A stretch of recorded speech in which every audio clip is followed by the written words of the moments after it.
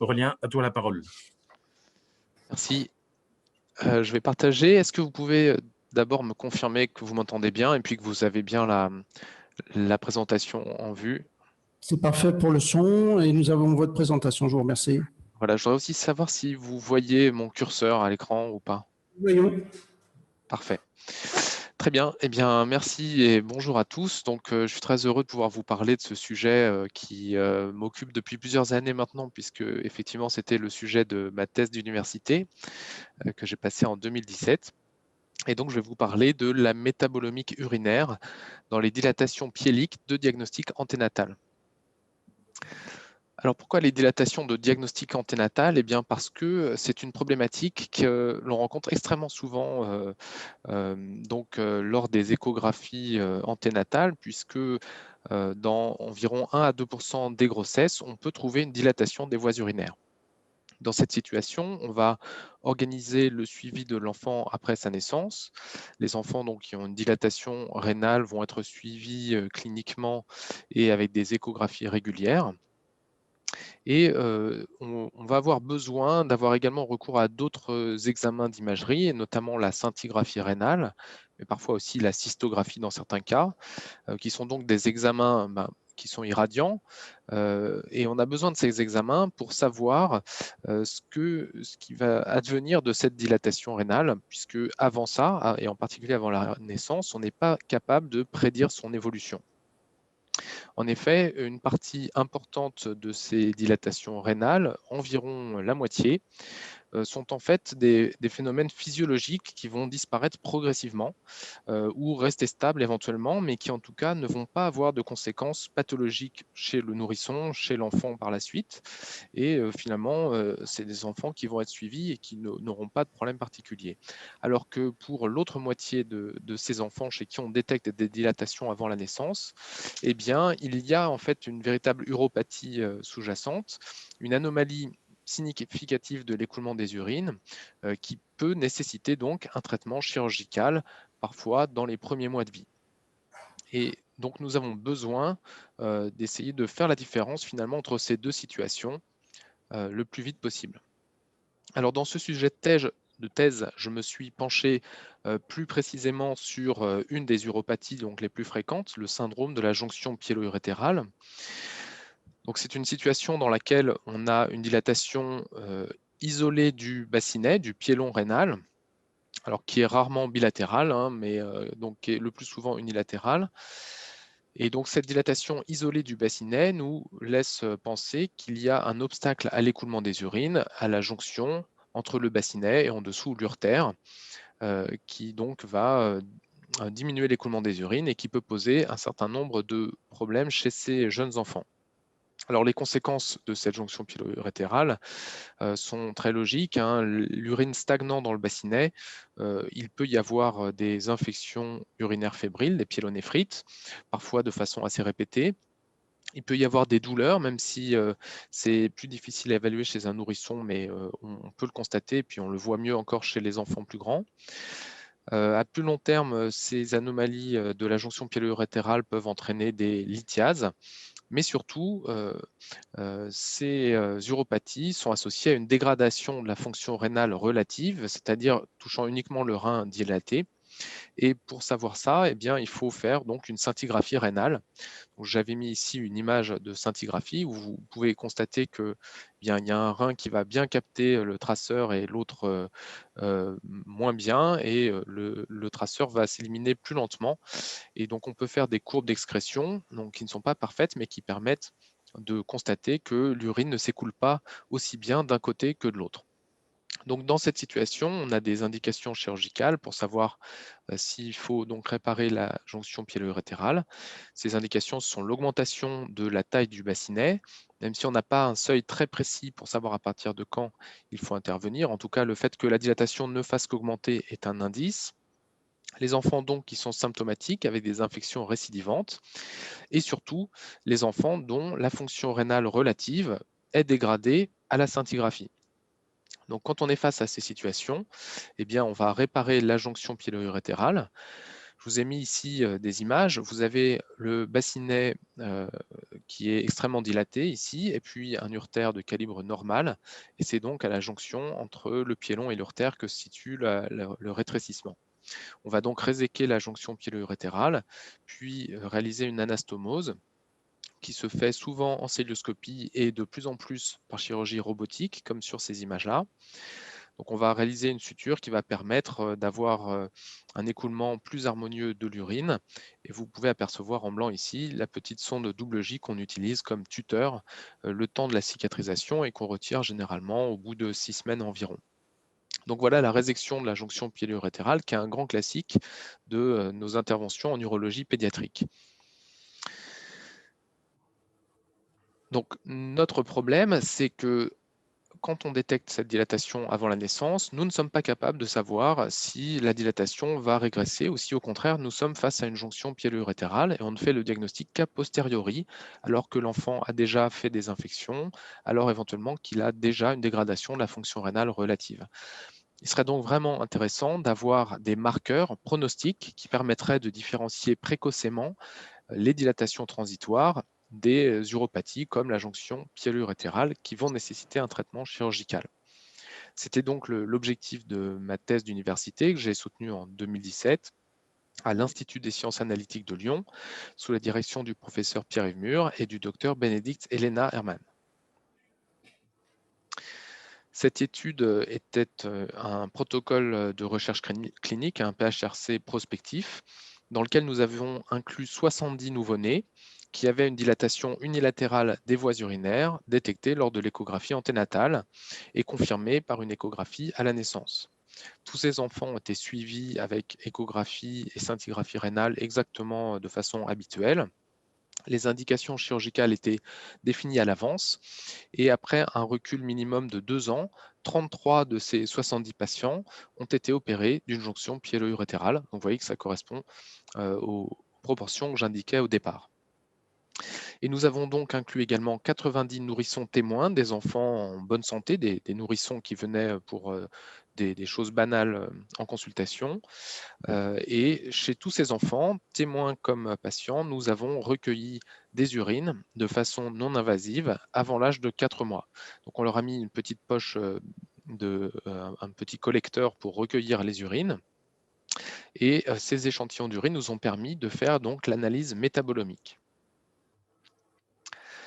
Alors la métabolomique, eh bien, c'est l'étude des métabolites.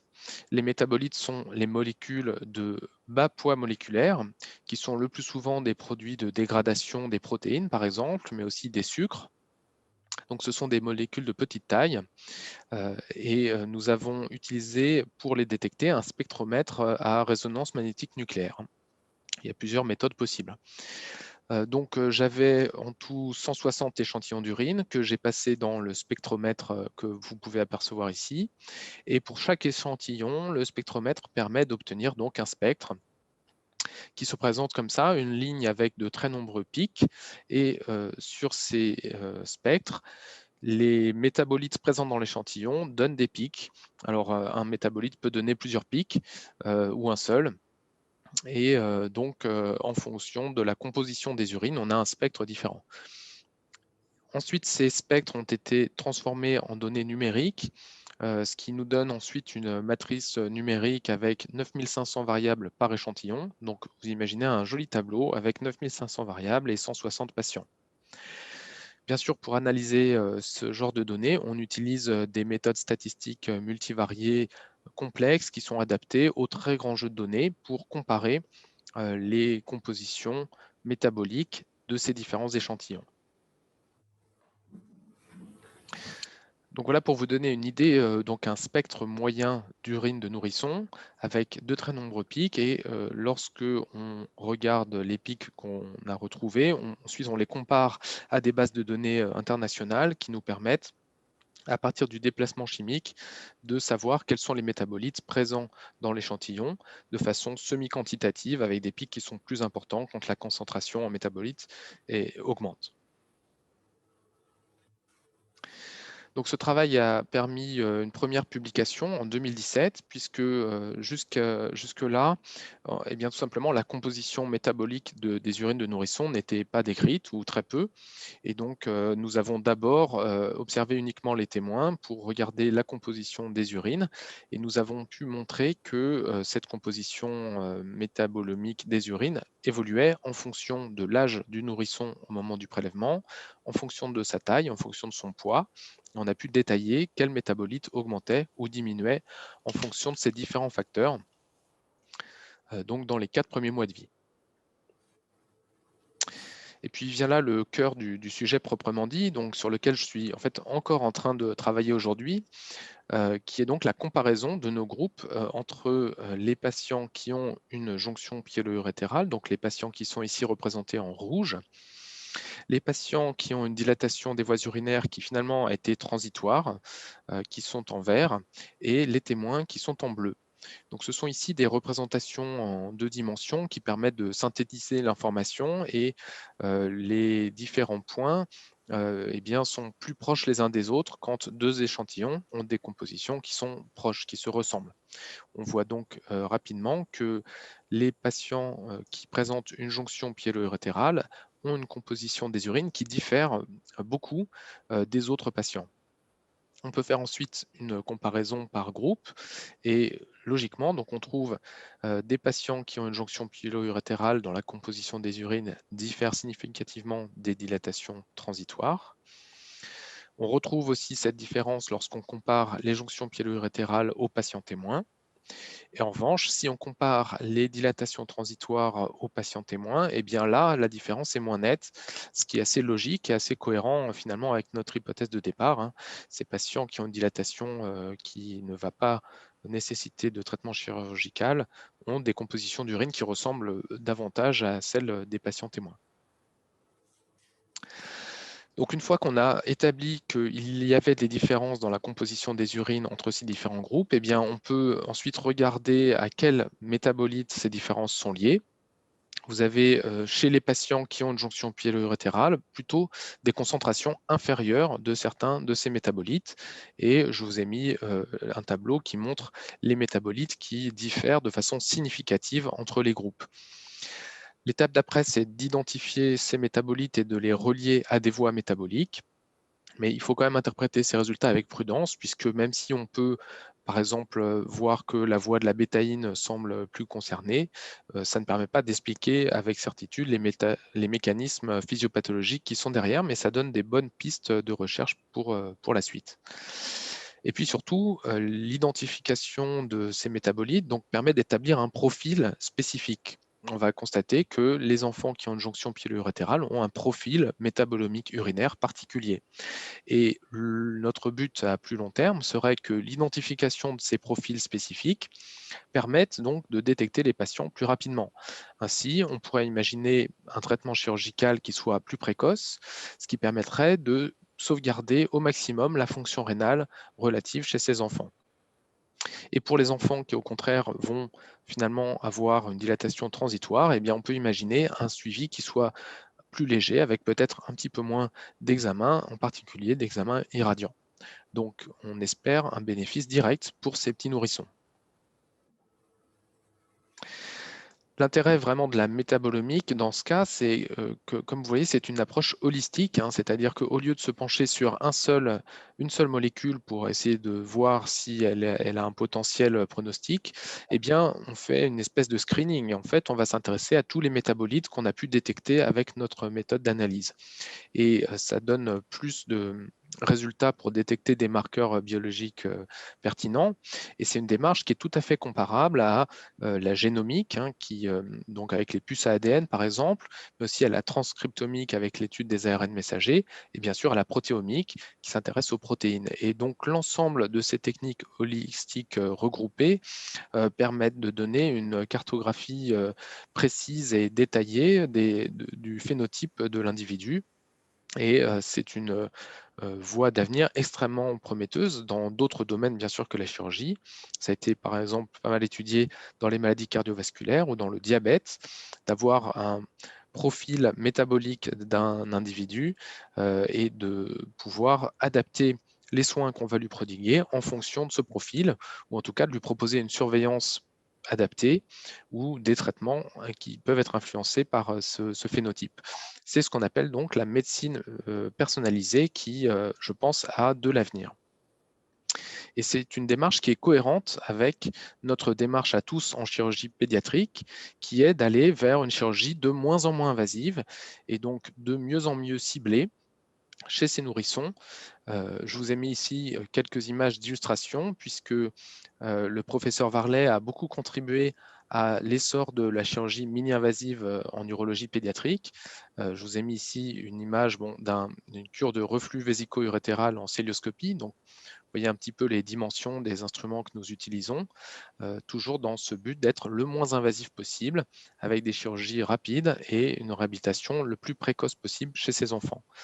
On adapte à présent ces techniques à la chirurgie robotique qui se développe de plus en plus, avec des instruments qui sont de taille plus importante, mais qui apportent un intérêt certain pour cette chirurgie qui est si fine et si précise.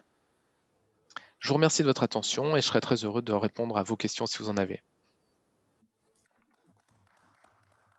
Merci beaucoup Aurélien.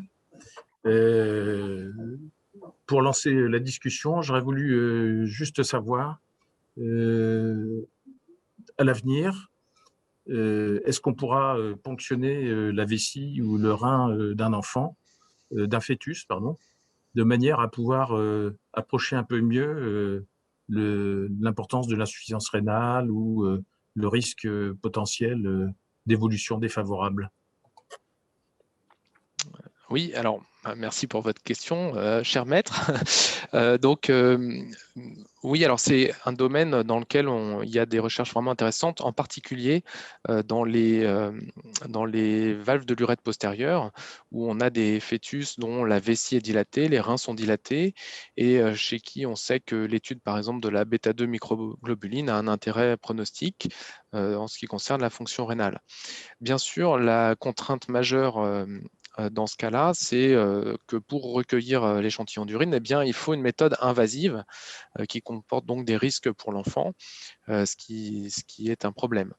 L'avantage de la méthode que je vous ai montrée, c'est que donc l'échantillon est recueilli de façon totalement non invasive, hein, c'est une simple analyse d'urine, et ça, c'est un fort potentiel. L'autre chose qui est un obstacle peut-être pour les dilatations unilatérales, c'est que forcément on a un mélange d'urine entre un rein qui fonctionne normalement et un rein qui est pathologique. Et donc on va devoir analyser ce mélange d'urine provenant des deux reins. Alors que lorsqu'on a une dilatation qui concerne l'ensemble de l'arbre urinaire, comme dans les valves de l'urètre postérieure, eh bien l'urine elle est impactée puisque les deux reins sont touchés aussi. Et donc là, avoir une ponction de l'urine dans la vessie a encore plus de sens et montre des résultats qui sont encore plus significatifs parce que le métabolisme de ces enfants est très perturbé. Voilà, donc pour les valves de l'urètre postérieure, c'est une autre voie de recherche qui est très prometteuse, dans laquelle il y a déjà des études métabolomiques également. Merci beaucoup. Alors, pour la gestion des questions, est-ce qu'il y en a qui ont des questions? Une question de Richard Villet. Bonjour et félicitations pour ce travail. Et c'est effectivement une question, vous venez un peu de l'évoquer, qui est peut-être simpliste, mais à partir du moment où il y a deux reins, je ne vois pas comment le rein restant dit en bonne santé ne peut pas compenser l'autre. Comment vous avez expliqué ça? Je trouve que c'est pas évident à intégrer, puisque finalement l'urine que vous recueillez concerne à la fois la fonction rénale du rein malade et du rein non malade. Alors bien sûr, la fonction rénale globale est conservée hein, chez ces enfants et donc le rein contralatéral fonctionne très bien. Il n'empêche qu'on constate que la composition des urines varie, mais elle varie plutôt dans la concentration des métabolites que l'on retrouve. Et on ne retrouve pas forcément des métabolites qui sont spécifiques, liés par exemple à un rein qui s'abîmerait et dont la qualité de l'urine serait altérée, mais on va plutôt retrouver des concentrations d'urine, des concentrations de métabolites dans les urines provenant du rein malade qui vont varier. Donc, ce sont les mêmes molécules dans des proportions variables selon le fonctionnement du rein, et c'est le profil qui semble spécifique, c'est-à-dire eh bien, les variations de concentration qu'on retrouve de façon significative dans les reins malades. Donc oui, c'est un obstacle, hein, le fait d'avoir des urines mélangées des deux côtés, mais en pratique, on constate que les profils sont différents. Parce qu'à ma connaissance, chez ces enfants-là, la clairance, la mesure de la fonction rénale reste correcte s'il n'y a qu'un rein qui est correct. Tout à fait, et c'est pour ça que nous sommes contraints, pour savoir si le rein dilaté est atteint, d'utiliser d'autres examens, comme la scintigraphie rénale, qui va comparer la fonction de chaque rein. Donc, ce qui est très utile pour nous, hein, pour savoir s'il y a une indication chirurgicale, mais qui comporte l'inconvénient d'un examen qui est un petit peu long et qui est irradiant. Donc, pour l'instant, on ne peut pas se passer, hein. Donc voilà, on ne peut pas seulement se baser, bien sûr, sur la mesure de la fonction rénale seule. Merci.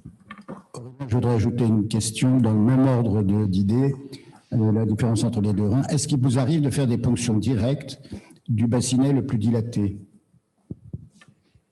Alors, certaines études ont été menées effectivement en ponctionnant l'urine directement dans le rein dilaté. L'intérêt, c'est qu'on va avoir des résultats qui seront plus significatifs, puisque là, on aura uniquement l'urine du côté atteint. Et donc, ces résultats, ils sont intéressants. On voit, hein, que la composition des urines varie. Alors, ce n'étaient pas des études métabolomiques directement, mais en tout cas, on sait que la composition de ces urines est différente. Mais là encore, on essaye d'être le moins invasif possible. Et donc, autant il est possible d'avoir une ponction de l'urine du bassinet au moment de l'intervention, mais on ne souhaite pas le faire avant, surtout chez des enfants pour qui la moitié ne vont pas avoir besoin de traitement. Et donc, faire la ponction d'urine au moment de l'intervention, c'est qu'on a déjà posé l'indication chirurgicale. D'où notre volonté de trouver un test diagnostique qui soit fait précocement et de façon vraiment non invasive.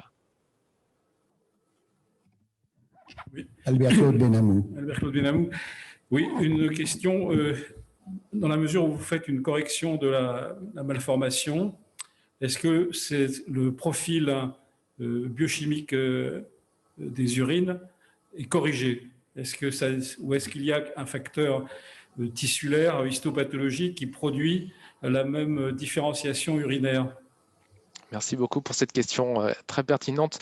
En fait, on s'est posé cette question avant de mettre en place le protocole de recherche clinique et on s'est heurté à un obstacle qui est en fait la comparaison avec les témoins, puisque avoir des nourrissons témoins lors d'une consultation, on a pu le faire, mais demander aux gens d'avoir des urines de nourrissons, puis d'en avoir d'autres 1 ou 2 ans après, c'était plus complexe à mettre en place, et donc ça n'a pas été intégré dans le PHRC. En revanche, pour les patients opérés, nous avons en fait des échantillons d'urine, dont je n'ai pas parlé là dans l'étude, qui ont été recueillis après l'intervention. Et ce qu'on constate, c'est que vraisemblablement, la composition des urines n'est pas revenue à la normale après l'intervention. Il semble qu'elle soit restée perturbée. D'ailleurs, on sait que la fonction rénale à la scintigraphie, la fonction rénale relative, elle reste dégradée, hein, elle ne s'améliore pas. L'écoulement s'améliore, mais la fonction rénale, elle, reste stable après l'intervention. On veut éviter qu'elle se dégrade davantage. Donc, je pense que la composition des urines reste perturbée, mais je ne peux pas la comparer à une population témoin pour vous l'affirmer de façon vraiment très solide. Oui, une question, d'abord, bravo pour votre communication. Votre méthode, ça a été de faire un PHRC. Est-ce que vous pouvez nous indiquer le délai entre votre demande de PHRC et la publication de vos premiers résultats? Eh bien, une dizaine d'années. Une dizaine d'années entre la dépose du PHRC et les premiers résultats, sachant qu'il y avait une période de suivi de 2 ans, donc, plus une période d'inclusion qui s'est étalée également sur 2 ans, il me semble bien. Et ensuite, les analyses que vous avez vues qui sont assez complexes, Donc, la première publication, c'est 2017 et je crois que le PHRC a été soumis en 2006 ou 2007 peut-être. Donc, voilà, une dizaine d'années. Je vous remercie pour cette réponse, car l'Académie est très investie sur ce type de problématique actuellement. Merci beaucoup.